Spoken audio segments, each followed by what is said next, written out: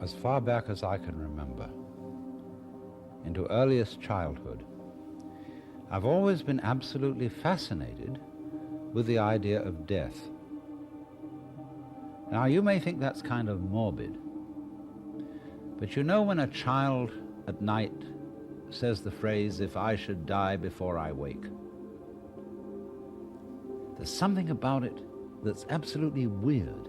What would it be like to go to sleep and never wake up? Now, most reasonable people just dismiss the thought. They say, you can't imagine that. They shrug their shoulders and say, well, that'll be that. But I suppose I'm one of those ornery people who aren't content with an answer like that. Not that I'm trying to find something else beyond that, but that I'm just absolutely fascinated with what it would be like to go to sleep and never wake up. I mean, lots of people think it will be like going into the dark forever or being buried alive. But obviously, it wouldn't be like that at all. Because we know darkness by contrast, and only by contrast, with light. I have a friend, a girl, who's very intelligent and articulate, and she was born blind. And she hasn't the faintest idea what darkness is. The word means as little to her as the word light. So if you went to sleep, you're not aware of darkness when you're asleep. And so if you went into sleep, into unconsciousness for always and always and always, it wouldn't be at all like going into the dark. It wouldn't be at all like being buried alive. It would be as if, as a matter of fact, you had never existed at all. Not only you, but everything else as well.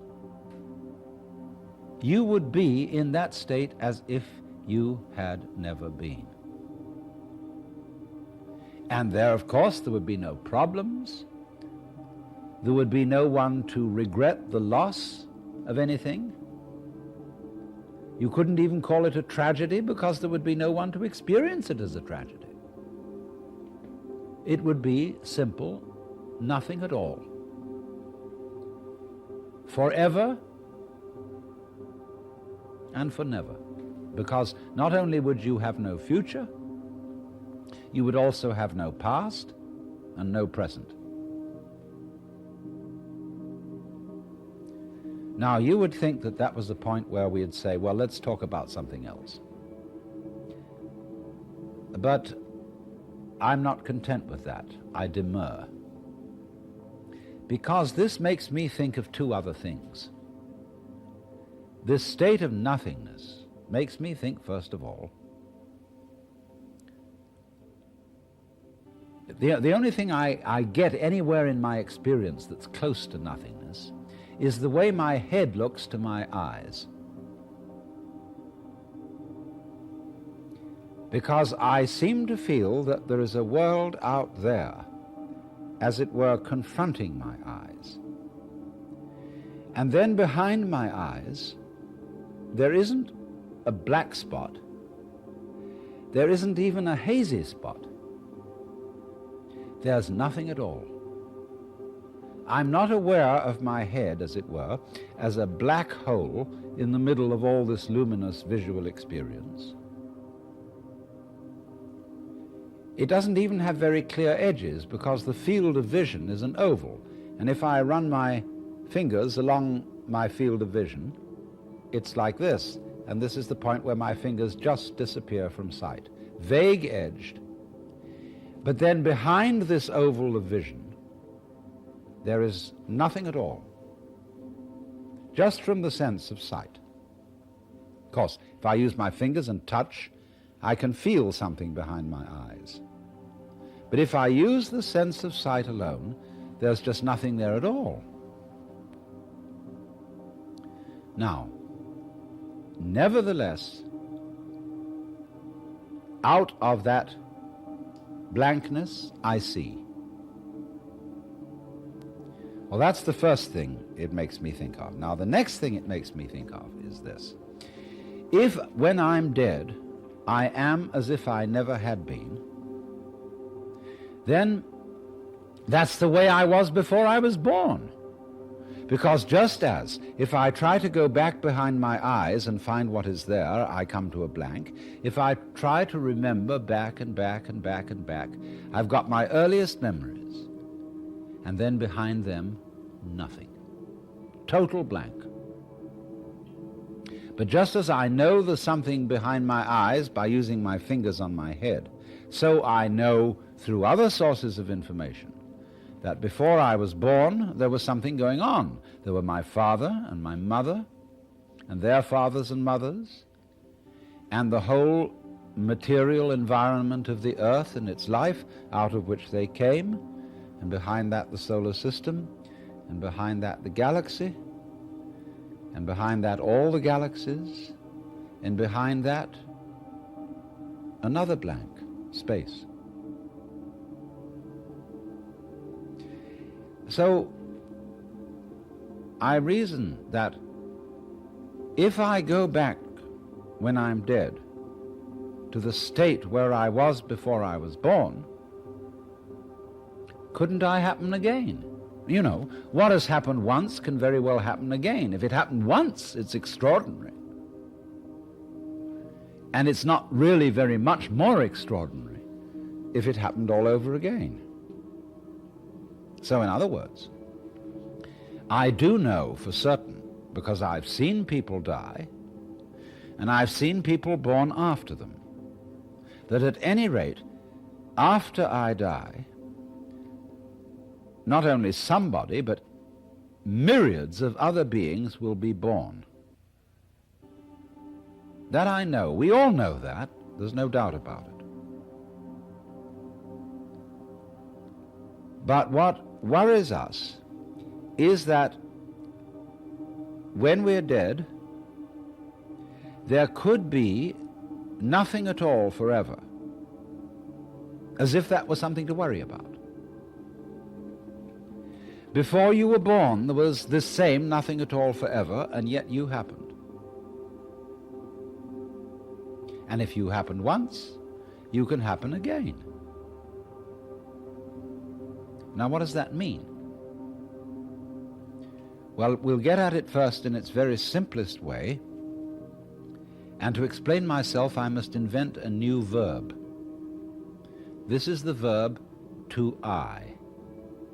And in the first place, we'll spell that with the letter I, but instead of having it as a pronoun, we'll call it a verb.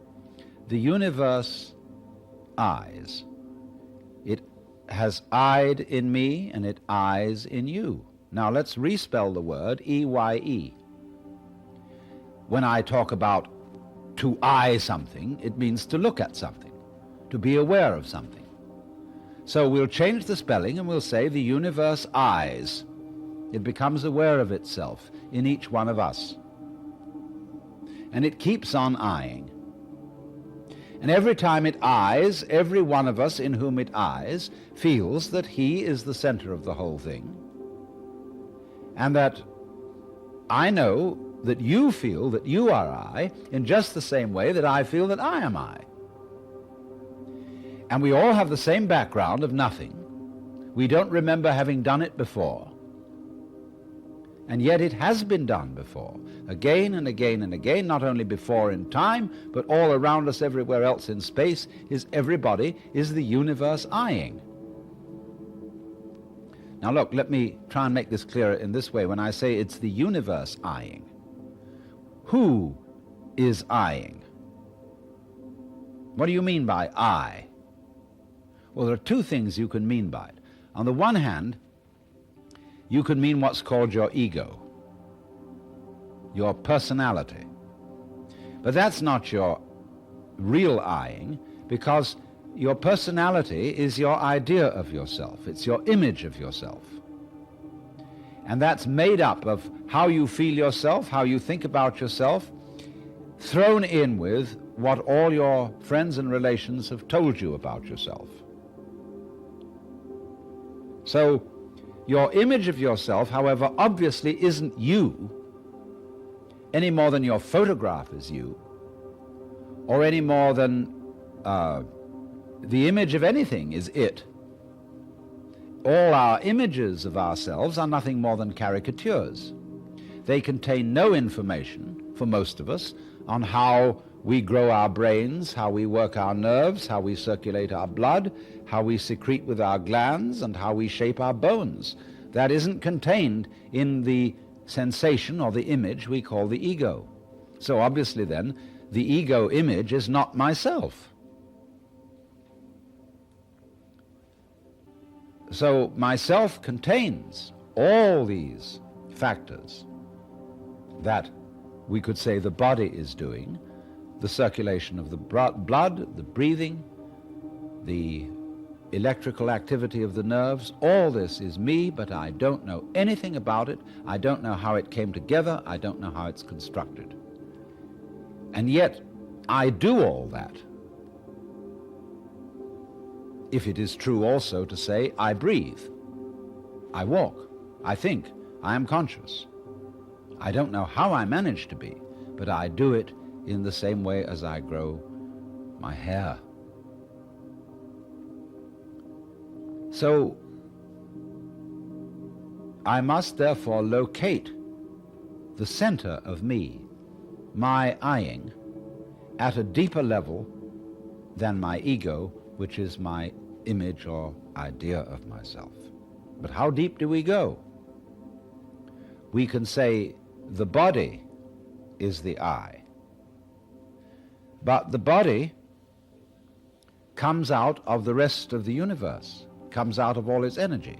So it's the universe that's eyeing. And the universe eyes in the same way that a tree apples or that a star shines. And the center of the appling is the tree, the center of the shining is the star, and so the basic center, or self, of the eyeing, which is called in this case alanwatts, which is only a name for this particular physical organism, flowering from, shining out of this particular environment, makes the center of all this eyeing the eternal universe, or eternal. The thing has existed for 10,000 million years and will probably go on for at least that much more. So we won't worry about how long it goes on. But repeatedly it eyes. So that it seems to me absolutely reasonable to assume that when I die and this physical body evaporates and the whole memory system with it, then it will be all over once again, the awareness that I had before, not exactly the same way, but of a baby being born. There will, of course, be myriads of babies born, not only baby human beings, but baby frogs, baby rabbits, baby fruit flies, baby viruses, baby bacteria. And which one of them am I going to be? Only one of them, and yet every one of them, because this experience comes always in the singular, one at a time. But certainly one of them. Actually, it doesn't make much difference, because if I were born again as a fruit fly, I would think that being a fruit fly was the normal, ordinary course of events. And naturally, I would think that I was an important person, a highly cultured being, because fruit flies obviously have a high culture. We don't even know how to look for it, but probably they have all sorts of symphonies and music and artistic performances in the way light is reflected on their wings in different ways, the way they dance in the air. And they say, oh, look at her, she has real style. Look how the sunlight comes off her wings. And they, in their world, think they're as important and as civilized as we do in our world. so that if I were to wake up as a fruit fly, I wouldn't feel any different, as it were, than I do when I wake up as a human being. I would be used to it. Well, you say, though, it wouldn't be me, because if it would be me again, I would have to remember how I was before. All right, but you don't now remember how you were before, and yet you're content enough to be the me that you are.